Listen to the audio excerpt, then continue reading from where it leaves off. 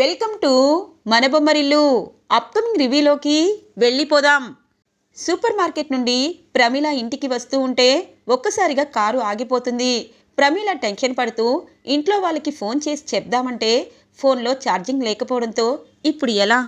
ఇంట్లో అందరూ కంగారు పడుతూ ఉంటారు. అలాగే డ్రైవర్ కార్ రిపేర్ చేయడం కోసం పక్కనే ఉన్న కార్ షెడ్కి వెళ్ళారు. ఎవరి హెల్ప్ అయినా తీసుకోవాలి అని చెప్పి ఎదురు చూస్తూ ఉండగానే గుడిలో అలాగే సూపర్ మార్కెట్లో కలిసిన కార్తీక్ వస్తూ ఉంటారు బైక్ పై. ఇక సడన్గా కార్తీక్ని చూసి, చూడండి నాకు ఒక హెల్ప్ చేస్తారా అనగానే, ఏంటా హెల్ప్ అని చెప్పి అడుగుతారు. ఇక కార్తీక్ తన కార్ ట్రబుల్ ఇవ్వడంతో అక్కడ రిపేర్ షాప్ ఎవరైనా ఉంటే వాళ్ళని పిలవండి అనగానే, అంత భాగ్యం ఎందుకు, ఈ కార్ రిపేర్ అయ్యేటానికి చాలా టైం పడుతుంది మేడం, అందుకే మీరు నా స్కూటర్పై ఎక్కారంటే మిమ్మల్ని ఇంటి దగ్గర డ్రాప్ చేస్తాను అని అంటారు. ప్రమీల ఆలోచిస్తూ ఉంటుంది. ఈ రోజుల్లో ఇలా ఆలోచించే వాళ్ళు చాలా తక్కువ మంది ఉంటారు. అలాగే చీకటి అవుతుంది, ముందు నా బైక్ ఎక్కండి మేడం అని అంటారు కార్తీక్. ఇక ప్రమీల బైక్ ఎక్కేస్తుంది. ఇది ఇలా ఉండగా ప్రమీల ఇంటికి రాకపోవడంతో ఇటువైపు కుటుంబ సభ్యులందరూ టెన్షన్ పడుతూ ఉంటారు. రుద్ర అలాగే సూర్య వీరు అందరూ తలో దారిలో ప్రమీల కోసం వెతుకుతూ ఉంటారు. ఇక శకుంతలకి అవకాశం దొరికినట్టు, చూసారా ప్రమీలాని ఇంట్లోనే ఉండమని చెప్పింది ఇందుకే, తనకేమీ తెలీదు, ఇదిగో ఈ రుద్ర ఈ గంగ ఇద్దరూ కలిసి తనకి ఆ సూపర్ మార్కెట్ అప్పగించారు. ఇప్పుడు చూడండి ఇంత టైం అయినా ఇంటికి రాలేదు, నా కోడలు ప్రమీలకి ఏదైనా జరిగితే మీ మొగుడు పిల్లలు అంతు చూస్తాను అని అంటుంది శకుంతల. శకుంతల ప్రతిదానికి ఇలా ఆవేశపడుతూ ఉంటావేంటి? ప్రమీల స్విచ్ ఆఫ్ అయి ఉంటుంది తన ఫోను, అలాగే కార్ ట్రబుల్ ఇచ్చుంటుంది, ఇలా ఎందుకు ఆలోచించడం లేదు? ఒకే ఒక్కరోజు 1 గంట సేపు లేట్ అయితే ఏదో జరిగిపోయిందని ఎందుకు ఊహించుకుంటావు అని అంటారు. ఇలాగే వీళ్ళని చంకనెత్తుకొని ఇంటి పరువుని కూడా తీసేస్తారు మీరు, నిన్న ఆవేదనలో అర్థం లేకుండా పోతుంది అని అంటూ ఉంటుంది. ఇక శకుంతల, అవును మామయ్య గారు, అసలు ప్రమీల అక్కకి ఏమీ తెలీదు అని అంటూ ఉంటుంది ఇషిక. ఏమీ తెలియకుండా ఇన్ని రోజుల నుండి ఎలా అమ్మా సూపర్ మార్కెట్ని రన్ చేస్తుంది? ఎప్పుడైనా ఇలాంటివి జరిగినప్పుడు మనమే అర్థం చేసుకోవాలి. ఎలాగూ అందరూ వెతకడానికి వెళ్ళారు కదా, ప్రమీల వస్తుంది, కాసేపు నిదానంగా ప్రశాంతంగా ఉండండి అని అంటూ ఉంటారు పెద్దోరు. ఇటువైపు ఇక కార్తీక్తో బైక్పై వస్తూ, మేడం సూపర్ మార్కెట్లో గుళ్ళో ధైర్యంగా మాట్లాడుతున్నారు, ఇలా కార్ రిపేర్ వచ్చినప్పుడు కార్ రిపేర్ని కూడా చూసుకుంటే మాలాంటి వారితో మీకు ఎటువంటి అవకాశం అవసరం లేదు అనగానే, మీరు ఎప్పుడు ఇలాగే మాట్లాడతారా అని అంటుంది ప్రమీల. ఆల్మోస్ట్ ఇలాగే మాట్లాడతాను, నన్ను అడిగేవారు చెప్పేవారు చూసుకునేవారు ఎవరు లేరు మేడం అని అంటూ ఉంటారు కార్తీక్. ఇదిగో ఇదే మా ఇల్లు వచ్చేసింది అనగానే, నాకు ఇప్పుడు లంచ్ చేయాలనిపిస్తుంది అనగానే, లంచా డిన్నరా అని అంటుంది ప్రమీల. డిన్నర్ అనగానే, చూడండి మీరు నాకు హెల్ప్ చేశారు, థ్యాంక్ యూ సో మచ్ అని చెప్పి ప్రమీల పాపం ఇంటికి వస్తూ ఉంటుంది.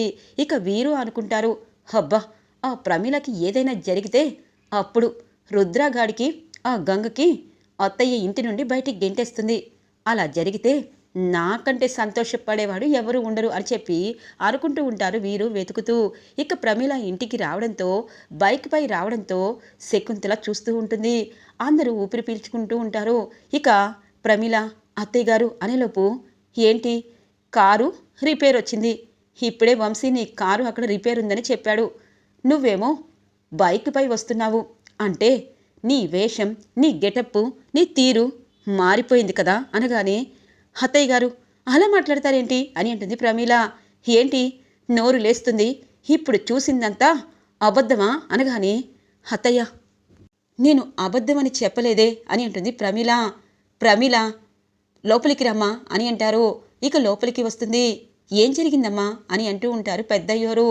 మామయ్య గారు కార్ ట్రబుల్ ఇచ్చింది, ఇక చీకటిగా ఉంది, ఫోన్లో ఛార్జింగ్ లేదు, ఫోన్ చేద్దామంటే ఈలోపు అతను వచ్చి ఇదిగో ఇక్కడ డ్రాప్ చేశారు అంతే అనగానే, ఓ ఇలా చెప్పాలని బాగా ప్లాన్ వేశావు అనగానే, ఇంతలో గంగా, ఎందుకమ్మా అక్కపై అలాంటి నిందలేస్తారు అనగానే చెంప పగిలిపోతుంది, నువ్వు గనుక అడ్డు వచ్చావంటే రేపటి నుండి ఇక సూపర్ మార్కెట్ లేదు ఏదీ లేదు, ఇంట్లోనే ఉండు అని చెప్పి అంటూ ఉంటుంది శకుంతల. అమ్మయ్య ఒక్క ప్లాన్ సక్సెస్ అయినట్టు అయ్యింది, మేమేం చేయకపోయినా ఈవిడ గారిని ఇంట్లోనే ఉంచుతున్నారు అని చెప్పి అనుకుంటూ ఉంటుంది ఇషిక. ఇంతలో రుద్రాకి ఫోన్ చేస్తుంది గంగా. ఇక రుద్ర అలాగే వీరు, వంశీ అందరూ ఇంటికి చేరుకుంటారు. ప్రమీల ఏడుస్తూ ఉంటుంది. ఇక లోపలికి వెళ్ళబోతూ ఉంటే రుద్ర ఆగమంటారు. బావగారు అనగానే, ఎందుకు ఏడుస్తున్నారు? ఏమైంది పెదనాన్న అని అంటారు. ఏం లేదురా, మంచి చేసినా ఒక్కొక్కసారి చెడుగానే కొంతమందికి కనిపిస్తుంది, అందుకే. ప్రమీల అనగానే, ప్రమీల ఏమైంది అని అంటారు. ఇది బావగారు అనేలోపు, మరి నువ్వేమే తప్పు చేయలేదు కదా, పెద్దమ్మ తప్పు చేసిన వారికి ఇలాంటి శిక్ష వేస్తారు, నువ్వేమైనా తప్పు చేశావా? అర్ధరాత్రి వేళ బైక్పై ఇంటికి వచ్చావు, నువ్వు తప్పు చేస్తే అసలు ఇంటి దాకా ఆ మనిషిని తీసుకురావు కదా, అలా ఎందుకు అర్థం చేసుకోలేదు అని అంటారు. ఇక్కడ తెలివితేటలు ప్రయోగిస్తే ఉపయోగం లేదు అనగానే, ఉందత్తయ్య గారు, నన్ను ఎన్నైనా అనండి, నా క్యారెక్టర్ని దిగ్గజార్చినట్టు మాట్లాడితే నేను ఊరుకోను అని అంటుంది ప్రమీల. అబ్బా, ఇది కదా కావాల్సింది అని చెప్పి అనుకుంటూ ఉంటుంది గంగా. అంటే నీ క్యారెక్టర్ అనగానే, అవునత్తయ్య గారు, భానుగారు నా భర్త, మీ కొడుకు, ఆయన చనిపోయినందుకు మీరు తల్లిదండ్రులుగా మీరు బాధపడతారు, కానీ నేను మానసికంగా క్షోభిస్తున్నాను. దానికోసమే సూపర్ మార్కెట్కి వెళ్ళి ఆ బాధని పక్కన పెట్టి కాసేపైనా ప్రశాంతంగా నా కోసం నేను ఆలోచించగలుగుతున్నాను.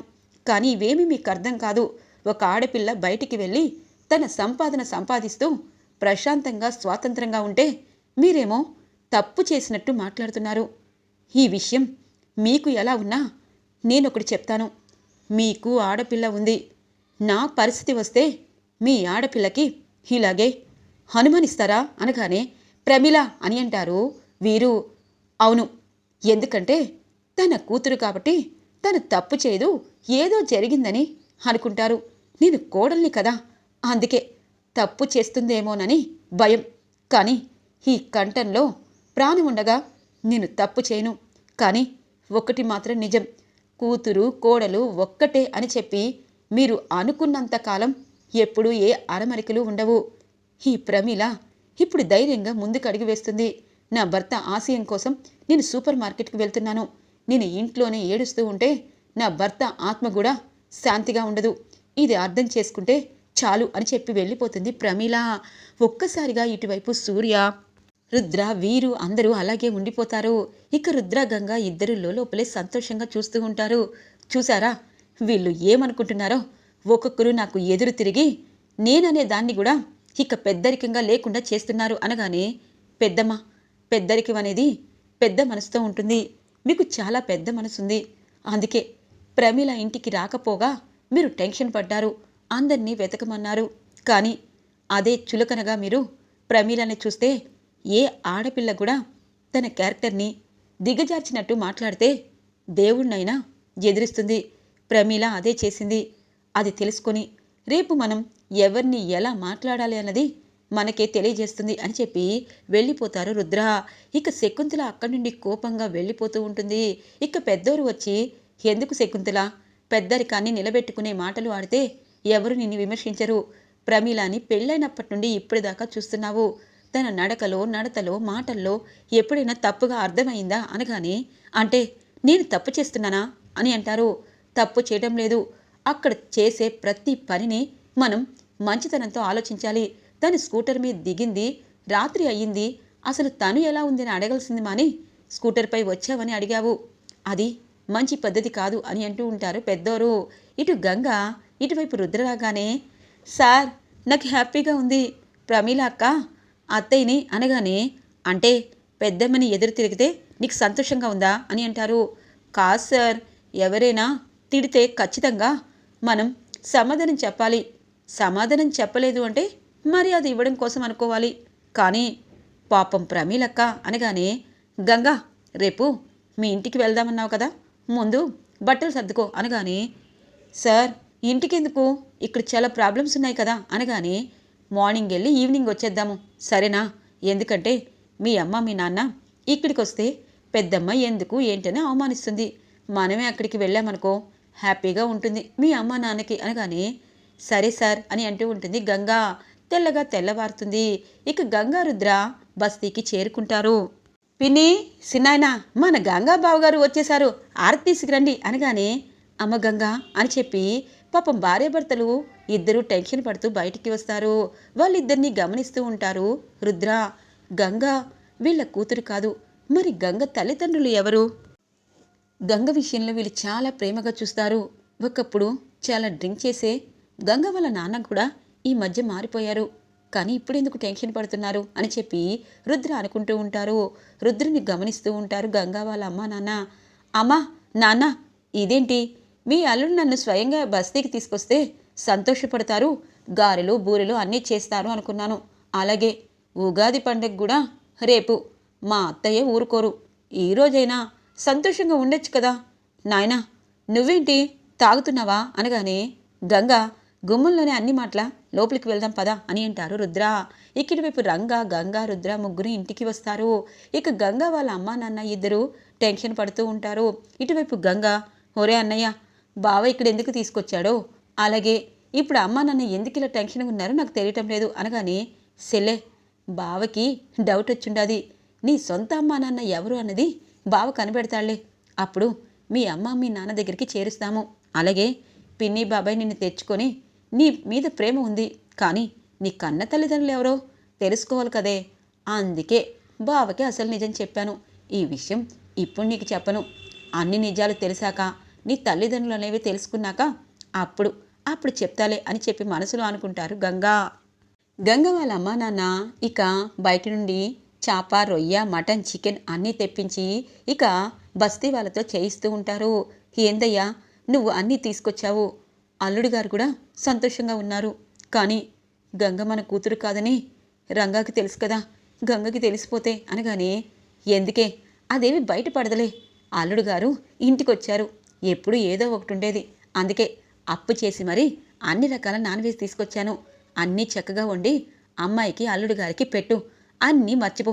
అలాగే రంగాగాడు వచ్చాడు, మనం వాడికి కనీసం మొన్న టీ కూడా ఇవ్వలేదు అనగానే అవునయ్యా, ముందు ఈ వంట అంతా చేస్తాను అని చెప్పి అంటూ ఉంటుంది. ఇక గంగ వాళ్ళ అమ్మగారు, నా అమ్మ నాన్న ఇన్ని రకాలు తీసుకొచ్చారు, సారీ ఇవన్నీ తినరు అనగానే ఎందుకు తినరమ్మా, తింటారు పదా అని చెప్పి ఇక గంగ వాళ్ళమ్మ ఇద్దరు వంట చేస్తూ ఉంటారు. ఇటువైపు రంగా పైన సూట్ కేసు తీసి ఇదిగో బావా, దీనిలోనే ఫోటో చూశాను, మళ్ళీ మా పిన్ని బాబాయ్ అందులో పెట్టేస్తుంటారు, నేను నెమ్మదిగా చూస్తాను, వాళ్ళ వంట పనిలో ఉన్నారు అని చెప్పి ఇక పైనున్న చిన్న సూట్ కేసు తీసుకొని ఫోటో బయటికి తీస్తారు. ఇక రుద్ర ఫోటో ఏది అని చెప్పి చూసేసరికి ఒక్కసారిగా షాక్ అయిపోతాడు రుద్ర. ఏమైంది బావా అనగానే ఇక్కడ ఉన్నది అనగానే బావా నీకు తెలుసా అని అంటారు. తెలియడం ఏంటి, ఇది మా ఇల్లే ఒకప్పుడు, ఇప్పుడు రీమోడల్ చేశాము. వీళ్ళు మా అత్తయ్య, అలాగే అతన్ని మేము చూడలేదు, మా అత్తే అనగానే అవునా, అంటే మీ మేనత్త బావా అనగానే అవును, మా పెదనాన్న వాళ్ళ సొంత చెల్లెలు, తను ప్రేమించిందని అని ఆగిపోతాడు రుద్ర. బావా ఏదో జరిగింది అంటే గంగ కూడా మీ ఇంటి పిల్లేనా, అంటే స్వయానా గంగ నీకు మరదలు బావా అని అంటారు. అవును, నిజంగా ఇది నిజమో అబద్ధమో తెలీదు, కానీ గంగ మరి ఇక్కడికి ఎలా చేరింది? మరి మా అత్తయ్య మామయ్య ప్రేమించుకున్నారని పెద్దమ్మ వాళ్ళని ఇంటికి రాకుండా చేసింది. పెద్దమ్మకి పరువు ప్రతిష్ట, ప్రేమలు దోమలు నచ్చవు. ఇప్పుడు వాళ్ళ కూతురు గంగ అయితే ఇక్కడికి ఎలా చేరింది? ఇంతకీ మా అత్తయ్య, తను ప్రేమించి చేసుకున్న మా మామయ్య ఎక్కడ ఉన్నారు? ఇదంతా తెలుసుకోవాలంటే నేనేం చేయాలి అని చెప్పి ఆలోచిస్తూ ఉంటారు. అయ్యో బావా, ఇప్పుడు మొత్తం తీగలాగేసరికి ఈ ఫోటో చూసి డొంక కదిలింది. నేను మెల్లిగా మా పిన్ని బాబాయ్ని అడుగుతాలే, అంటే నా సెల్లి గంగ మీ ఇంటి ఆడపిల్లే, నీ మేనత్త కూతురే. చూసావా బావా, ఆ భగవంతుడు అనుకోకుండా మీ పెళ్లి జరిగినా మీ ఇద్దరికి భార్యాభర్తలు రాశారు అనగానే ఇక రుద్ర గంగ కోసం ఆలోచిస్తూ ఉంటారు. నిజమే, గంగని అనుకోకుండా పెళ్లి చేసుకున్నాను. గంగ అంటే ఆ పెద్దమ్మకి నచ్చదు, కానీ ఇప్పుడు నా మేనత్త కూతురు గంగే అని నేను అనుకోవాలి. అలాగే గంగ వాళ్ళ అమ్మా నాన్నని అసలు నిజం అడిగి తెలుసుకోవాలి. అసలు గంగ ఎక్కడ దొరికింది, అసలు గంగ వీళ్ళ దగ్గరికి ఎలా వచ్చింది, గంగ వాళ్ళ మా మేనత్త ఎక్కడున్నారు అన్నది ఖచ్చితంగా తెలుసుకోవాలి అని అనుకుంటారు రుద్ర. ఈరోజు రివ్యూ ఇలా ఇంట్రెస్టింగ్గా ఎండ్ అవుతుంది ఫ్రెండ్స్. రాబోయే రివ్యూ కోసం మా ఛానల్ని సబ్స్క్రైబ్ చేసుకోండి. Thanks for watching friends.